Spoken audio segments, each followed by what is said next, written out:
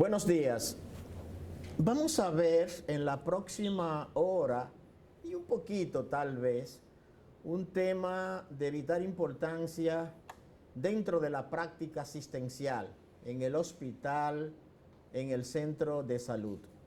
Este material nosotros lo consensuamos con los colegas del Centro para Control de Enfermedades de Atlanta de los Estados Unidos, el Ministerio de Salud Pública, la Oficina Panamericana Sanitaria, y es un material que produce ASLACI.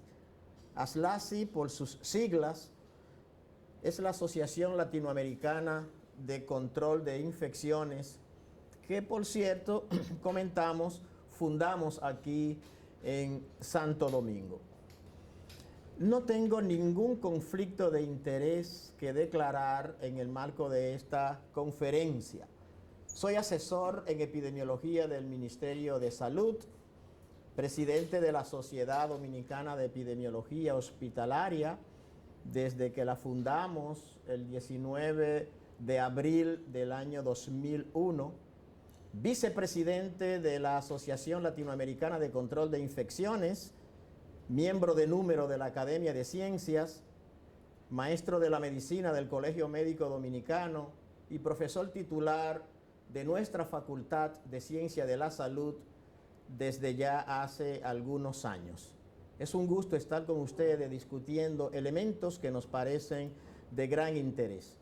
Nuestro contenido, vamos a ver un poco cosas que ustedes se saben en el marco de la perspectiva de los estudios, cómo se transmiten las infecciones en el centro de salud, en el hospital, los objetivos y principios que tenemos detrás de todo esto, algo en torno a los aislamientos y cuáles son las características. Y es bueno considerar, haciendo mención en ocasiones de manera puntual, en el marco de la epidemia del COVID, pandemia mundial, redundancia válida. Veremos las precauciones estándar que la estableció el CDC hace ya muchísimo tiempo y luego el aprendizaje en la línea de esas precauciones estándar, que son las precauciones basadas en el mecanismo de transmisión de la infección. Para que ocurra una infección tiene que haber cualquier cantidad de elementos que nosotros le llamamos cadena de transmisión. Una fuente de microorganismo y un reservorio.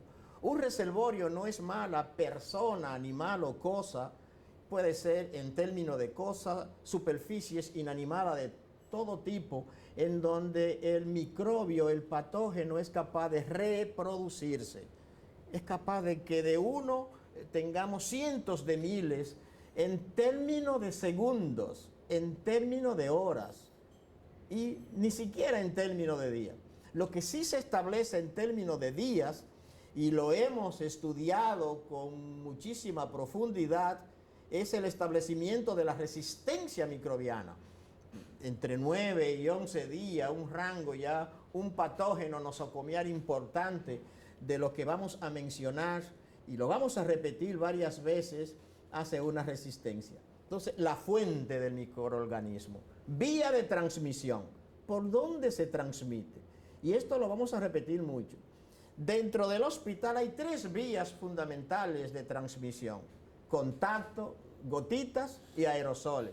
Vía aérea, intrahospitalaria, extrahospitalaria, sumamos las infecciones que se transmiten por vehículos de todo tipo, agua, alimento, bebida, medicamento, y por los vectores, que son artrópodos de importancia en salud pública, documentado: moscas, mosquitos, cucarachas, ¿no es cierto?, roedores que ustedes conocen y que también nosotros contamos con ello en el hospital. Desde el hospital, por lo tanto, sacamos, por decirlo de alguna manera, la infección hacia afuera, y también la comunidad nos trae a nosotros una cantidad de patógenos importante. Pero tiene que llegar a un huésped susceptible, y para llegar a un huésped susceptible tiene que ser a través de una puerta de entrada y luego tendrá una puerta de salida que por lo general son similares. A través de los ojos, por el canal de Schlemm, puede ser a través de la piel si hay una solución de continuidad, léase si hay una llaga, porque la piel es un tremendo mecanismo de defensa, a través de la vía digestiva, a través del ano, a través de la uretra, por vía ascendente. De hecho, buena parte de las infecciones de vía urinaria vienen desde afuera, con excepciones conocidas. Y esa cadena de transmisión es un elemento importante que ustedes en el nivel de internado, médicos pequeños, pero no pequeños por tamaño, sino por todo el aval y el conocimiento que le hace falta, pues tienen que estar revisando de manera continua. En el marco de la epidemia de COVID nacional, hemos aprendido cosas en torno a esa vía de transmisión y característica importante para nosotros protegernos. Si una persona es portadora de COVID-19, ¿sí?, ella padece COVID-19, como estamos viendo en la imagen, y el que está al lado tiene su mascarilla, una mascarilla quirúrgica de triple capa. Triple capa significa que si usted le echa agua o alcohol isopropílico y la mueve, no traspasa. Si traspasa, ella que empieza a perder efectividad. Hoy sabemos que esa mascarilla quirúrgica se la recomendamos a nuestros cirujanos para que la utilicen por 3 horas, no más. Si la cirugía va a pasar de más de 3 horas, nosotros en materia de control de infecciones recomendamos el uso de la N95 o de la FFP2 de los europeos. Se llama N95 FFP2 porque filtran el 95% de las partículas. Entonces, si usted es portador de COVID, pero al de al lado, que no está guardando la distancia, tiene su mascarilla, la probabilidad de contagio es de 70%. Pero si usted es portador de COVID, tiene su mascarilla y el de al lado no la tiene, la probabilidad de contagio de esa persona es de 5%. Si usted es portador de COVID con mascarilla y el de al lado también la tiene, aún no estén guardando la famosa distancia, la probabilidad de contagio baja a 1.5%. Por eso son recomendaciones importantes al personal de salud y son de las pocas medidas que funcionan basadas en evidencia científica. Higiene de mano en todo momento, con la frecuencia necesaria. Cuando lleguen al centro de salud, todos ustedes se van a lavar las manos a chorro, con agua y jabón. ¿Cuál jabón? Cualquier jabón líquido. Todos esos jabones líquidos son detergente multienzimático que actúan sobre proteínas, sobre las grasas, que tienen un tensioactivo que permite la emulsificación y que actúan sobre los glúcidos. Higiene de manos siguiendo la técnica recomendada. El chiste es la fricción con especial énfasis alrededor del dedo gordo, de la eminencia tenar y de la eminencia hipotenar. Traten de llegar hasta las muñecas. Después de ahí y por las próximas 5 oportunidades, vayan a alcohol gel, alcohol en base gel. Es recomendable, según los colegas del CDC, IFI y ASLACI, que ese alcohol tenga una concentración entre 6,1 y 6,5. Algunos preparados se están preparando con alcohol al 70% y es muy áspero, luego les reseca bastante la piel. Uno de los mejores alcohol gel que se produce en el mundo, documentado, llega al país. No le doy el nombre por razones de ética, pero al final habrá un contacto que se comunican conmigo y le podré decir el que sirve y el que no sirve, o la cantidad impresionante de productos que fabrican en los patios, entre comillas, compañeritos de todos los colores que no tienen ninguna evidencia científica alrededor de su producción. Hemos observado una cantidad importante de problemas y uno de ellos es la percepción de riesgo del personal de salud. Y esta percepción de riesgo es independiente de la vía conocida de transmisión. Esto es, la población, los trabajadores de la salud, tenemos una percepción de riesgo alto con el VIH, meningitis bacteriana. Esta famosa meningitis meningocócica en los centros de salud, cuando las personas escuchan que hay un caso en el área de emergencia o que se sospecha un diagnóstico, se arma la de Villadiego. Todo el mundo sale corriendo, porque tiene una percepción de riesgo alto. Sin embargo, hoy sabemos que los contactos alrededor de esa meningitis bacteriana, meningocócica, que tenga importancia, tiene que ser en la proximidad por las secreciones de gotitas, pero hay percepción de riesgo alto. Y también tenemos percepción de bajo riesgo, como la tuberculosis y la varicela. Hay un poco ya cambiado esto en la percepción de riesgo con la tuberculosis, sobre todo cuando se trata de tuberculosis MDR, esto es multidrogo resistente. ¿Y cuáles son los objetivos de aislar del aislamiento? Un conocimiento: no se aíslan pacientes, no se aíslan pacientes, como nos enseñaron en la tradición de la Edad Media, en la historia de la medicina. No, lo que aislamos en la actualidad son secreciones. Ya Dios vea, ¿cuáles secreciones? Por el aire, por gotitas y por contacto. Lo que aislamos son las secreciones. Entonces, en esas áreas de riesgo, léase, unidad de cuidado intensivo, hemodiálisis, unidad de cuidado intensivo neonatal, que es el lugar donde más ocurren las infecciones asociadas a la atención de salud, pues nosotros lo que estamos etiquetando son las secreciones.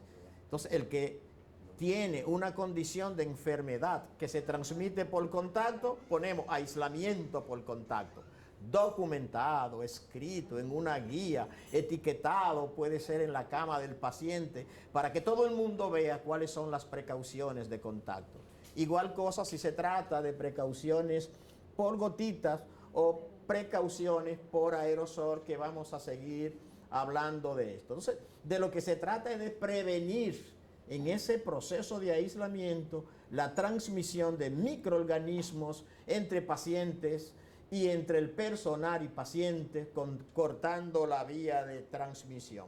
A mis alumnos yo les enseño, ¿quién es que más se infecta? El paciente, y después el que lo atiende, y luego el que limpia el área, el que limpia y desinfecta las áreas, y finalmente las superficies inanimadas. ¿No es cierto? El paciente, de modo que cuando llegamos al área crítica del paciente, esto es que ya estamos en capacidad de tocar al paciente, de estar cerquita de la cama, todos los procesos que se generan ahí son completamente diferentes y tienen que ser vigilados, y por eso hemos podido impactar en unidades de cuidado intensivo, hemodiálisis, en la disminución de las principales tasas asociadas al cuidado de la salud, que son 4 fundamentalmente que ocurren en unidad de cuidado intensivo: infección del sitio quirúrgico, infección de vía urinaria asociada a sondaje, bacteremia asociada a dispositivo de todo tipo, y la más grave de todas, neumonía asociada a ventilación mecánica. En todas las intervenciones programadas ya en nuestro país, inclusive, tenemos alrededor de 5 a 7 hospitales cuya tasa de infecciones en unidades de cuidado intensivo ya están acorde con los estándares internacionales. Eso significa haciendo los deberes, y por eso hay que utilizar el conocimiento. ¿Cuáles son esas vías que vamos a seguir repitiendo por donde se transmiten los microorganismos fundamentalmente en el centro de salud? Vía aérea. Mecanismo: diseminación de partícula infecciosa de 5 micras o menos, 5 micras o menos de diámetro. Vía aérea. ¿Y cuáles son esos microorganismos? Mycobacterium tuberculosis, virus de la varicela zoster, sarampión, herpes zóster diseminado. Por gotitas ahora son partículas de más de 5 micras de diámetro, aérea menos de 5, gotitas más de 5. ¿Y cuáles son? Un grupito. Virus de la influenza, adenovirus, Neisseria meningitidis, Bordetella pertussis. Por gotita también entra el coronavirus en la cercanía, pero también entra por el aire porque las secreciones de un paciente con COVID en un área cerrada puede dispersarse en el área y se dispersa en el área de la unidad de cuidado intensivo cerrado, sobre todo en unidades de cuidado intensivo donde no se recambia aire. Y la inmensa mayoría de nuestras UCI no recambian aire. Recambio de aire significa que 20% del aire tiene que venir del exterior y que debe haber un recambio en UCI de 12 a 16 recambio de aire por hora. Pocos hospitales y clínicas lo tienen. Y toda esa construcción, en toda esta remodelación impresionante que se ha hecho en los últimos años en el país, todos esos disparatosos nunca hicieron caso de las recomendaciones. Y hay unidades de cuidado intensivo que da pena, área cerrada, con el riesgo concomitante en nuestros trabajadores de la salud. Por eso tenemos que tener el conocimiento y seguir insistiendo en esa dirección. Por lo tanto, el COVID-19 lo vamos a tener fundamentalmente por gotitas, también transmisión aérea y la que nos falta, transmisión por contacto. Contacto de piel a piel o a través de objetos contaminados. ¿Y quiénes entran ahí? El virus sincicial respiratorio, rotavirus, norovirus. Este norovirus es el virus de los cruceros. Clostridium difficile. Hoy se llama Clostridioides difficile y es el más incisivo de todo. De hecho, es el patógeno nosocomial que nosotros tomamos como tipo, porque es el más difícil de diagnosticar y de tratar.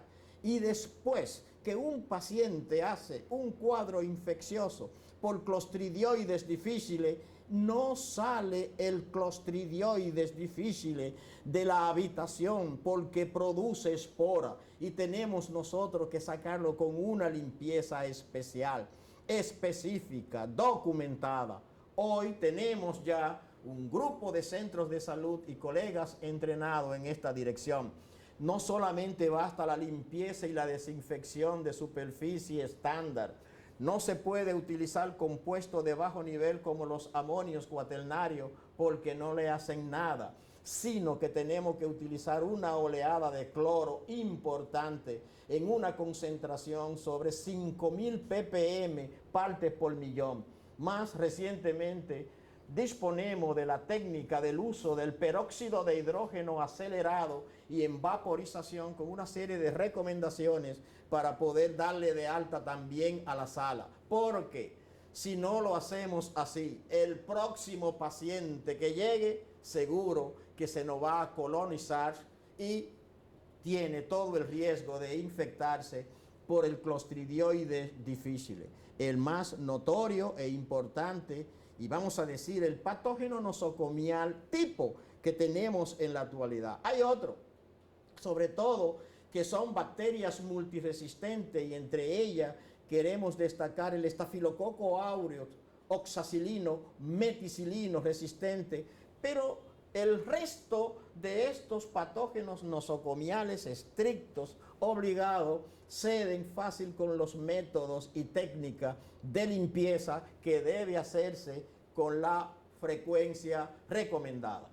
Hay algunos principios a la hora de nosotros establecer y para conocer de qué se trata esto de aislamiento. Y primero es conocer el objetivo de aislar a un paciente. ¿Qué yo espero aislando a un paciente infectado?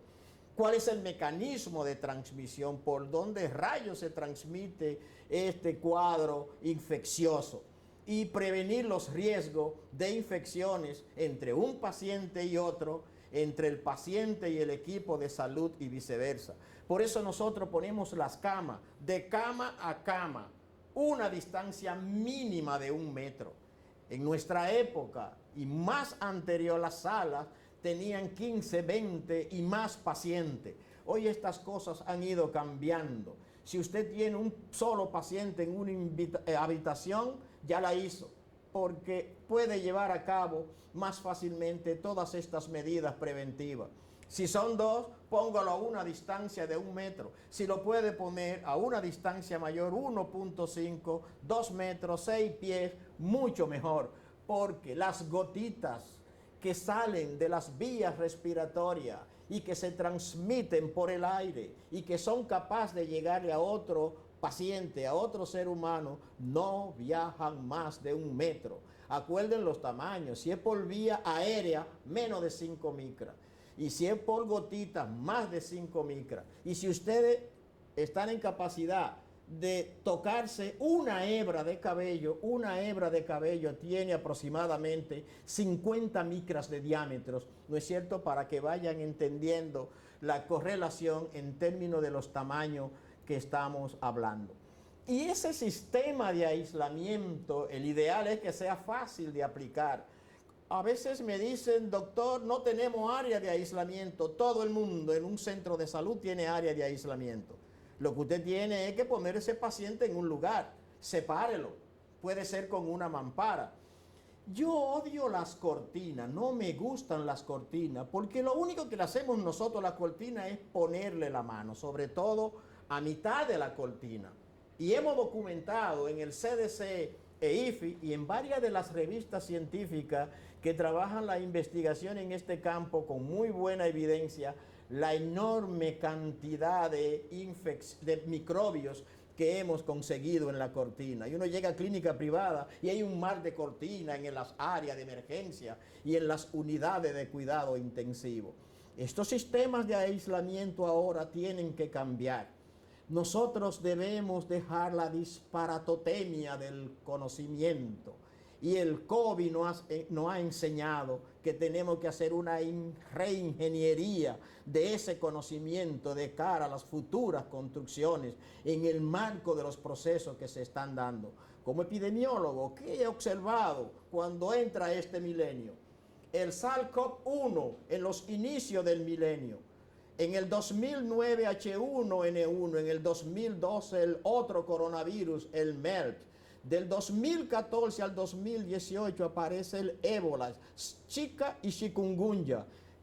Esto no pandémico, pero sí como alerta sanitaria internacional. Esto es que el proceso del cambio climático, de las modificaciones importantes que estamos haciendo a todo, de los movimientos, de la gran movilidad de la especie humana en la actualidad, donde el SARS-CoV-2, el COVID-19, en 70 días desde que inicia en Wuhan, ya estaba prácticamente en todo el mundo. De modo que tenemos nosotros el alerta para esa inteligencia y empezar a hacer las cosas diferentes. Que sea de bajo costo. Y a veces el costo no debiese importar. Algunos criterios ya están cambiando. La salud no tiene precio, pero tiene un costo. Y los presupuestos, en términos generales, son deficitarios a la hora de estas intervenciones. Ese sistema de aislamiento tiene que estar basado en la epidemiología de la enfermedad, que sea fácil de entender, por escrito, documentado y basado en la mejor evidencia científica disponible. Hoy tenemos nosotros evidencia científica en buena parte de las cosas que hacemos en materia de prevención y control de infecciones en los centros asistenciales. Tomamos esa evidencia y la usamos siguiendo los lineamientos del CDC. Evidencia 1A basada en ensayos clínicos controlados, randomizados, triple ciego, bien llevado a cabo, y cuyos resultados le decimos que lo use todo el mundo en todos los hospitales del planeta. Evidencia 1B, ensayos clínicos que no están tan bien realizados, pero que son buenos, o buenos estudios de cohorte y de casos y controles. Esa evidencia 1B le decimos ponderen su uso a nivel de las instituciones de salud. Evidencia 2 del CDC, cualquier tipo de evidencia que tenemos que echar mano a la hora de nosotros hacer una intervención en salud. y luego viene lo que se llama asunto no resuelto. Yo no tengo ni idea de qué hacer. Y ahí lo que apelamos es al nivel más bajo de la pirámide de la evidencia, que son las opiniones de los expertos. Por lo que me toca, huyan de las opiniones de los expertos, porque la mayoría están interesados. Y tenemos cualquier cantidad de instituciones asesorando personas, centros de salud, ciencia en todas las direcciones posibles, con un presupuesto altísimo y con una asesoría de mala calidad. El que le toque el traje, que se lo ponga. Ahora, esa fuente de transmisión de infecciones fundamental es el paciente. Repitiendo, personal de salud, visitantes y ambiente u objetos contaminados, siempre en ese orden. Ahora bien, en ocasiones cuando estudiamos algunos brotes hospitalarios, no es el paciente, ni el personal, ni los visitantes, sino que conseguimos que es un manubrio, es un picaporte de la puerta donde encontramos el patógeno nosocomial igualito que el que tiene el paciente. Pero puede ser de un mismo género y de diferente especie. Pero puede ser del mismo género y especie, pero de una familia distinta. No, cuando nosotros establecemos estas cosas es porque hacemos el clon genético y hacemos los estudios genéticos en la cadena de ADN siguiendo su secuencia. Y entonces decimos, no hay manera de que sea de otras especies o de otro género, son ellos. Y hoy en el país nosotros podemos seguir esa secuencia de clon genético en los laboratorios, en 3 laboratorios nacionales. El huésped, hospedero, hoy hablamos de hospedero más que de huésped, que es el paciente que esté colonizado. Tengo el microbio encima, pero no tengo sintomatología. Que sea un portador asintomático, como ocurre en el COVID-19. Yo no tengo nada, pero estoy en capacidad de transmitir la infección a la población. Que puede haber una infección subclínica, tengo todo arriba, pero la sintomatología no aparece. Piensen en el pegote de hielo en el mar, en el iceberg, ¿no es cierto? La clínica la que sale y la gran subclínica la que queda escondida debajo del agua que nosotros no vemos. Y esa infección clínica, ahí sí, ahí aparecen las trancas que de una vez hacen el diagnóstico. El COVID-19 nos ha dado a nosotros, y tengo documentación, casos totalmente asintomáticos. Pacientes que lo único que tienen es un fuerte dolor de barriga a nivel del epigastrio, y era COVID, u otro con toda la sintomatología florida. De modo que muchas de las medidas disparatosas que estamos usando por ahí no tienen ningún sentido que no sea la detección de casos y el asumir de que todo paciente, toda persona en el marco de esta epidemia pueda tener la condición. Aquellas cosas que no tienen evidencia y que no recomendamos son medidas aisladas, como la pistolita esta que te ponen de manera aislada. Hoy tenemos a nivel internacional cualquier cantidad de guidelines, de guías, en el marco de todas estas cosas que nosotros estamos presentándole y que ustedes ahí tienen cómo llegar a ella, ¿no es cierto? Poniendo esos mismos títulos en Google, por decirlo de alguna manera, y le va a salir todo el documento gratuito, que ahora hay que tener mucho más tiempo para poder tener un nivel de actualización por toda la gran cantidad de comunicaciones científicas que nos llegan. Y también el Ministerio de Salud Pública preparó las precauciones de aislamiento orientada a los casos de COVID, pero también a otros agentes infecciosos que también son plataformas importantes que ustedes pueden tener en sus manos y pueden accesar a la página del Ministerio de Salud de manera gratuita. Ha sido todo un camino largo, ¿no es cierto?, el haber llegado a este punto del conocimiento. En el siglo XIX, los hospitales infecciosos que separaban a los pacientes infectados de los no infectados, aún estudiando yo medicina, ya íbamos a un centro de salud y nos enseñaban el área, por ejemplo, donde estaba el área de paciente infectado y de no infectado. Hoy no tenemos que hacer nada de eso. Nada de eso. Identifique la vía de transmisión. Y si usted no sabe cuál es la vía de transmisión porque el paciente acaba de ingresar, entonces utilice las precauciones estándar. Pero ya que sabemos por dónde se transmite, ahora utilicemos los mecanismos de prevención basados en el mecanismo de transmisión de la infección. En la década del 50, los sanatorios para la tuberculosis. En Dominicana, un poquito antes. En 1960, la creación de las salas o sectores infecciosos, que todavía algunos lo añoran y aparecen por ahí, cosa que ya no tiene mucho sentido. En 1970-75 aparecen las primeras normas del CDC. Y el CDC en 1975 hizo un antes y un después con el llamado estudio CENIC de mi profesor y amigo Halley y colaboradores, donde demostraron que si usted tiene un grupito de personas, 2, 3, que van al hospital todos los días a prevenir infecciones, diferente del resto de los especialistas, en poco tiempo las infecciones bajan un 33%. Hoy sabemos que muchas infecciones bajan más y que algunas de ellas no las podemos quitar de encima, como la bacteremia asociada a catéter venoso central.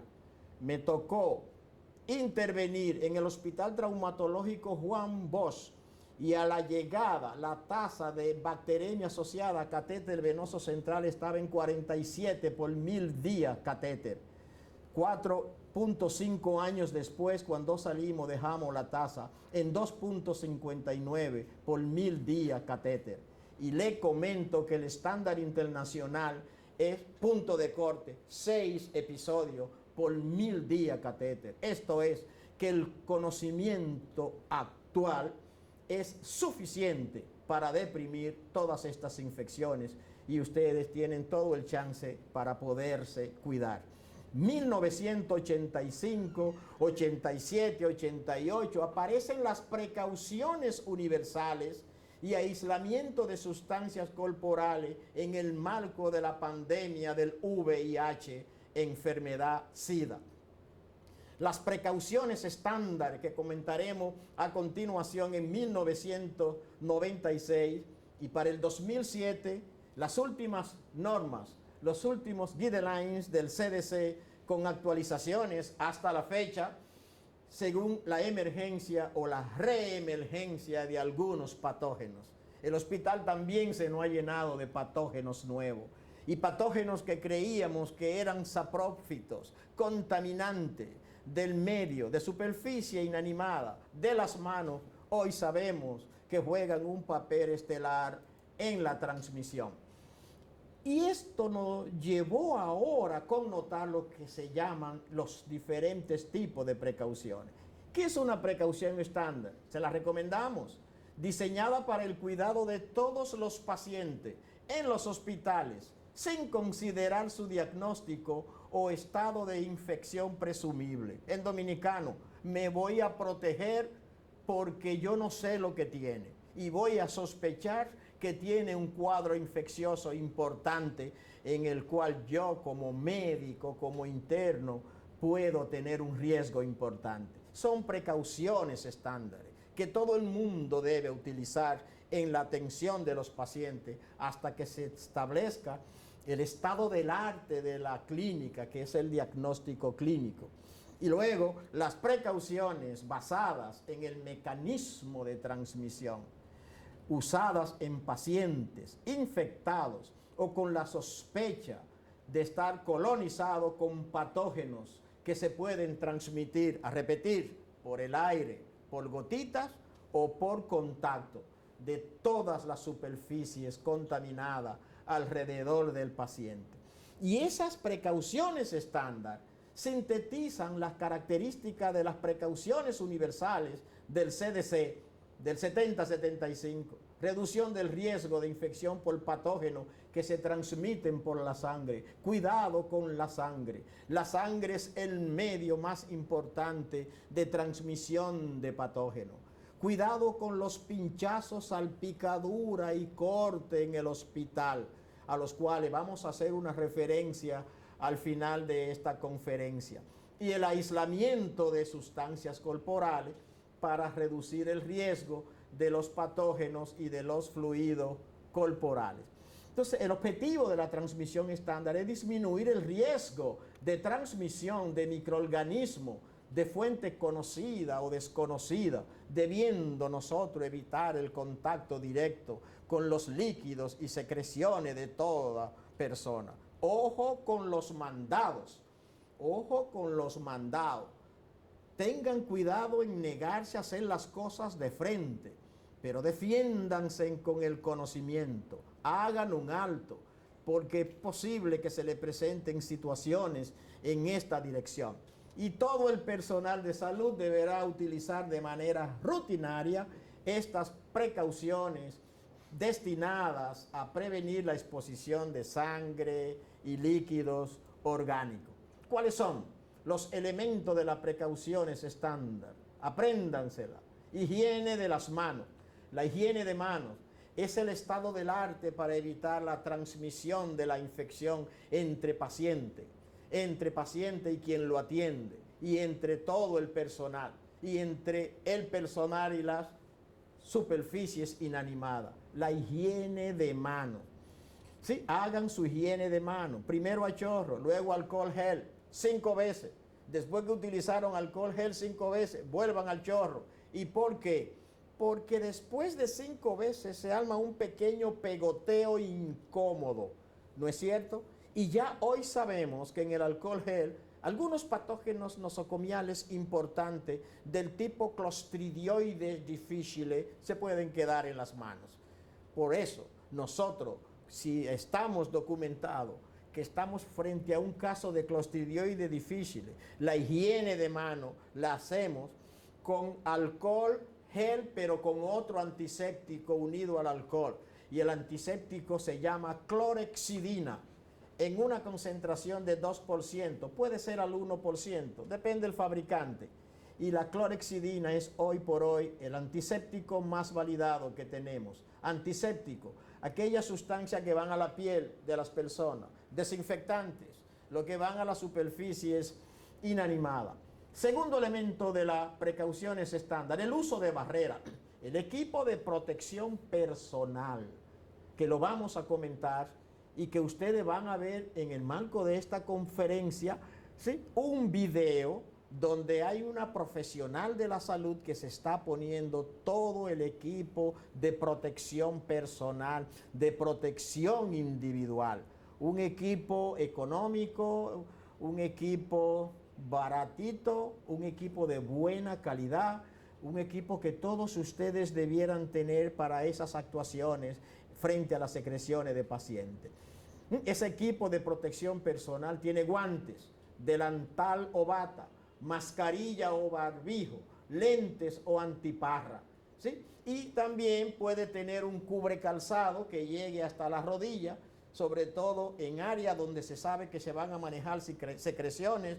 Un paciente que llegó y que va a ser operado de inmediato de una intervención quirúrgica importante a partir de un politraumatizado, qué sé yo, una lesión violenta, puñalada, balazo, y ustedes le están pidiendo que asistan en esa dirección. Prevención de exposiciones con accidente, con instrumento cortopunzante, lanceta, jeringuilla, ¿cierto?, salpicadura y corte. Una de las recomendaciones es que todo estudiante del internado rotatorio de nuestra universidad debe recibir el beneficio de la vacuna contra la hepatitis B. Son 3 dosis, ahora, al mes y a los 6 meses de la primera y los 5 meses de la segunda. La vacuna de la hepatitis B está hecha por la técnica de ingeniería genética recombinante, una vacuna muy efectiva. Luego, si quieren, inclusive se han hecho algunas tesinas, hay algunos estudios nuestros publicados, hemos medido los títulos de anticuerpos protectores contra la vacuna de la hepatitis B. La hepatitis B es el principal riesgo nosocomial en los centros asistenciales, el principal riesgo biológico, y ustedes deben tener su vacuna. ¿Qué otra vacuna? La vacuna contra la influenza anual, que ya está disponible en el mercado. Algunas cosas extrañas han estado diciendo que las personas que se han puesto la vacuna contra la influenza le da COVID y le da de una manera mortal. Esos son memes que no tienen ninguna evidencia científica.